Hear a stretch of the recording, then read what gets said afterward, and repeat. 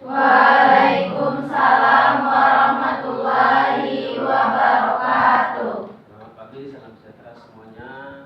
Apakah keadaannya sehat? Sehat. Oke, hari ini Bapak akan menjelaskan terkait mata kuliah kekuatan bencana. Ini adalah pertemuan pertama di mana judulnya adalah konsep dasar bencana.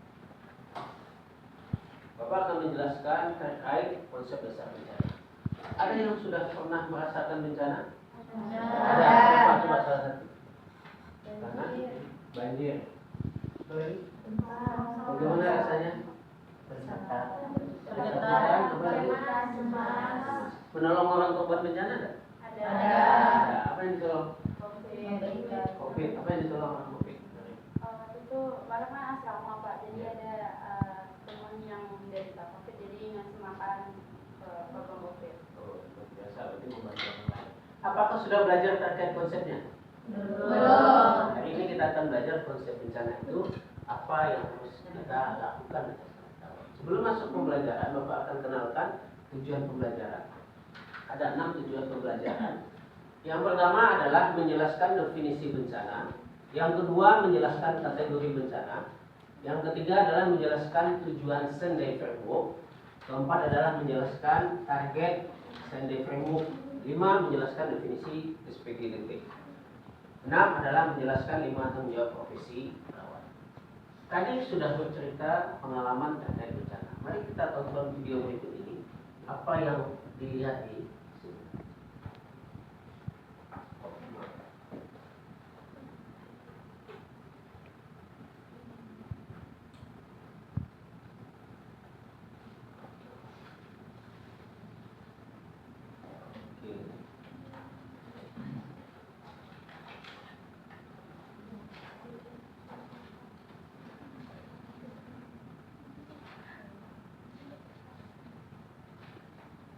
Stop. Kira-kira apa ya? Apa yang dilihat? Sekolah. Apa lagi? Sekolah. Apa lagi? Kira-kira apa? Kejadian apa itu? Kenapa COVID?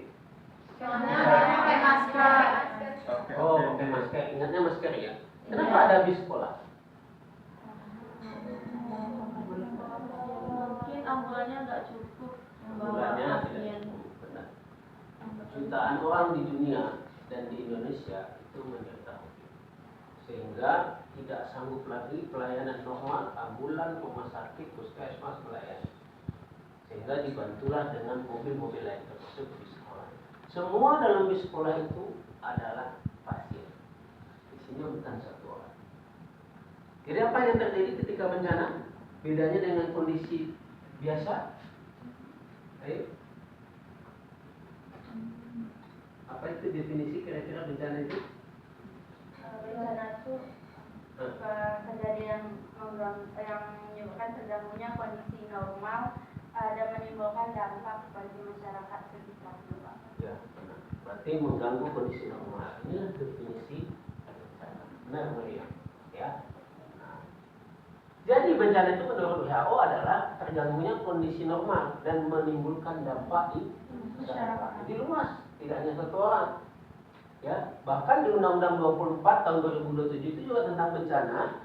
Indonesia sudah menetapkan bahwasanya itu adalah yang mengganggu kehidupan dan penghidupan masyarakat. Jadi luas dampak. Tadi banjir, gempa, ya kan? Iya. Dan kemarin hujan ya, lebat dan longsor. Ya, jalan ke pesisir selatan putus.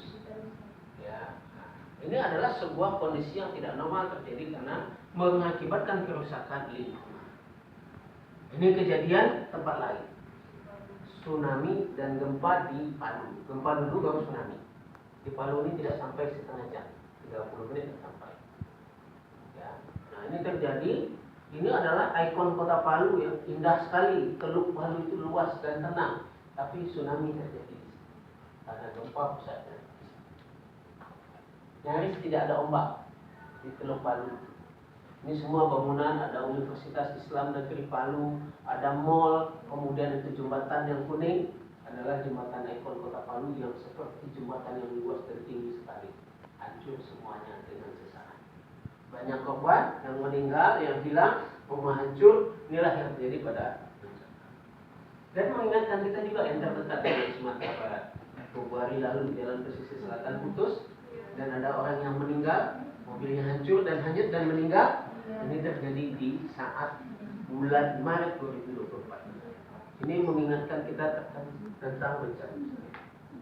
Oleh sebab itu, bencana itu ada dua kategori: bencana alam, bencana non-alam. Dan bencana alam itu tadi banjir, longsor, tsunami, gunung meletus. Kemudian yang non alam, COVID, SARS, perang, konflik, ya itu semua adalah non alam akibat ulah manusia. Maka pemerintah yang berangkum dalam PBB sepakat negara-negara PBB itu di Sendai ini kota di Jepang.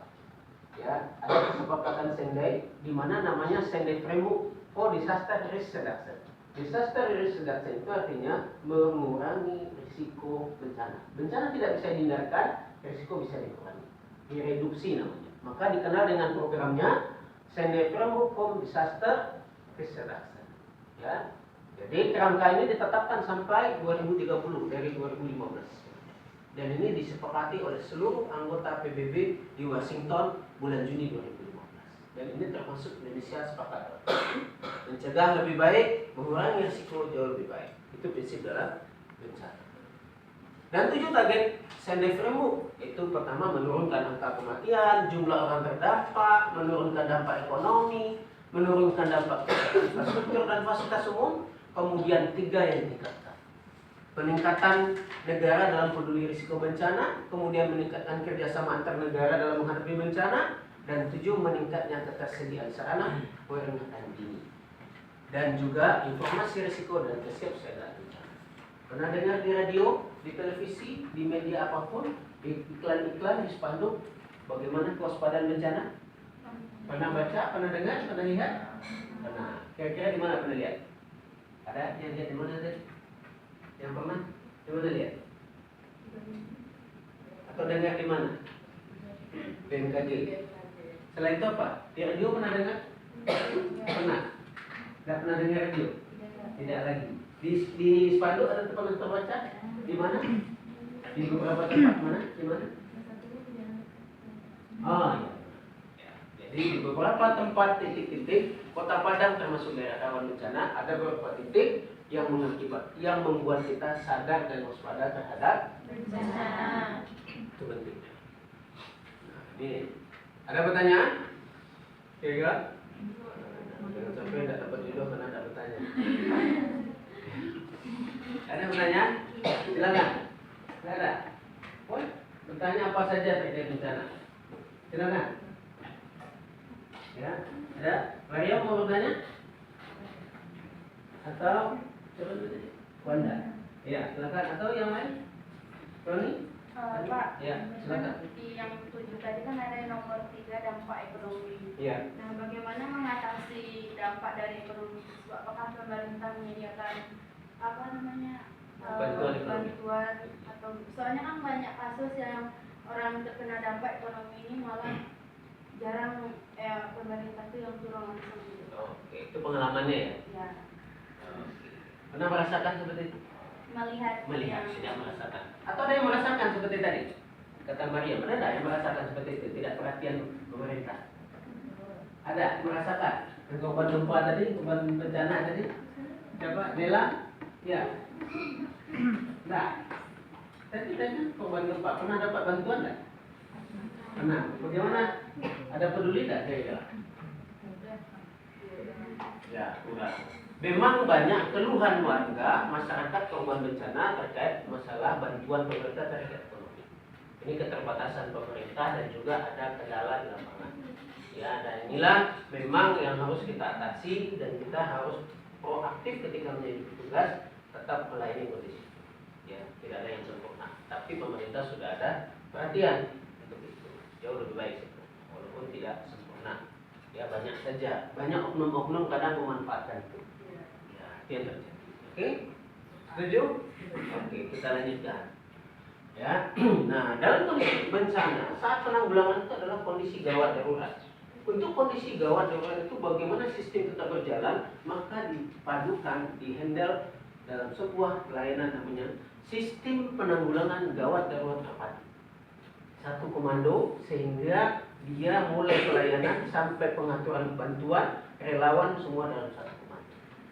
Nah ini di dalam kesehatan ada namanya sistem penanggulangan gawat darurat terpadu.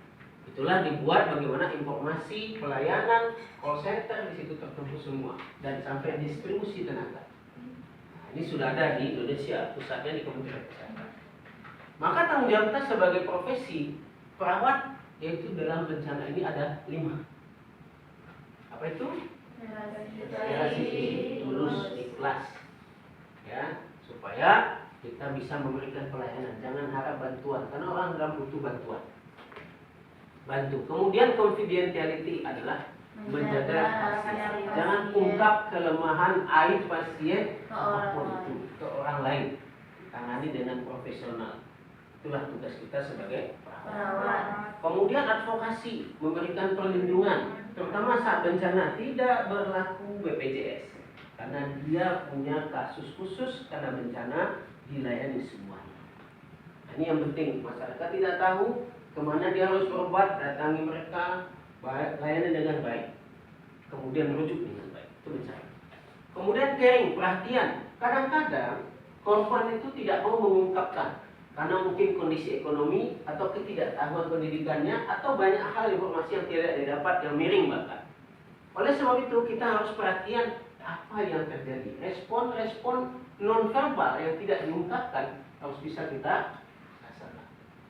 Kemudian accountability, itu adalah bertanggung jawab dengan semua apa yang kita lakukan.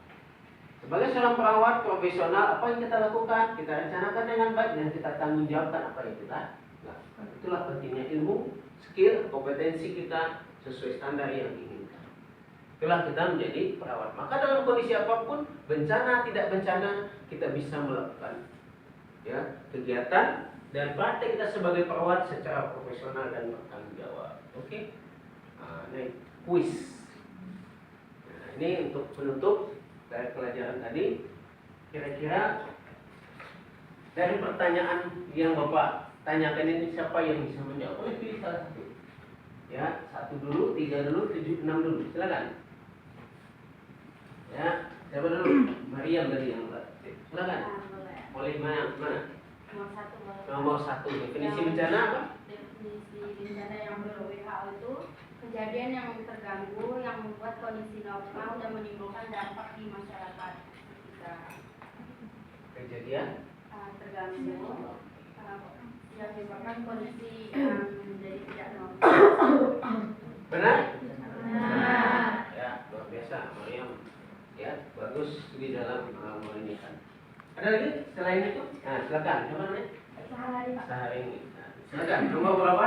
Nomor 2, Pak. Nomor 2. Ayo. Kategori bencana itu ada 2, alam dan non-alam. Iya, alam dan non alam. Yang alam apa saja? Yang alam tsunami, banjir, longsor, Ya. dan non-alam itu gempa, Hah? Non alam? non-alam bom nuklir, COVID-19. Oke. Ya, bagus. Benar? Benar. Yang lain membenar. Oke, Bapak inginkan satu pertanyaan lagi yang dipilih dari yang 6 itu. Siapa yang bisa? Ayo. Satu aja. Silakan. Pilih. Nah, nih, mana nih mau menjawab? Silakan. Pilih salah satu, mana yang mau dipilih? Kira-kira. Mau dipilih? Ya. Silakan. Pilih. Ayo. Jangan malu-malu. Silakan. Ayo. Jangan Mariam lagi. Sekelas ini bukan Mariam aja isinya. Atau jadi Mariam semua. Ayo. Ayo. Siapa namanya? Hah? Namanya siapa? Laura. Pilih salah satu. Nggak tahu kita ditunjukkan. Ayo. Mana yang mau Laura jawab? Hah? Oh ini ya. Dibantu Laura ini. Silakan. Krisnawati. Silakan. Nomor 3 itu ada jelaskan tujuan tagline for one. Ya. Framework.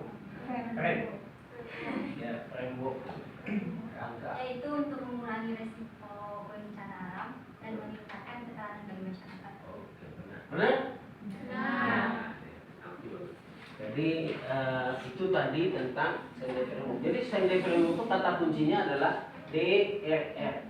Kalau bahasa Inggrisnya DRR. Ya, disaster risk reduction. Mengurangi redaksi itu mengurangi risiko bencana. Mencegah lebih baik daripada mengobati dan menanggulangi. Oleh sebab itu risikonya akan lebih berkurang. Itulah kewaspadaan ini. Mari kita memahami bencana dan juga menjadi orang yang pionir, menjadikan edukasi kepada masyarakat tentang kesiapsiagaan bencana. Kita profesional. Oke, sekian, terima kasih pada pembelajaran hari ini. Semoga bermanfaat dan kita akan untuk tahap berikutnya adalah yaitu membuat tugas untuk pertemuan berikutnya, yaitu meringkas karya ilmiah tentang zona, tentang bencana. Nanti dibuatkan materi, diambil salah satu, apakah itu dari media sosial atau dari jurnal, nanti dirangkum dan itu akan menjadi bahan pembelajaran kita berikutnya. Sekian, terima kasih. Selamat pagi. Assalamualaikum warahmatullahi wabarakatuh. Waalaikumsalam.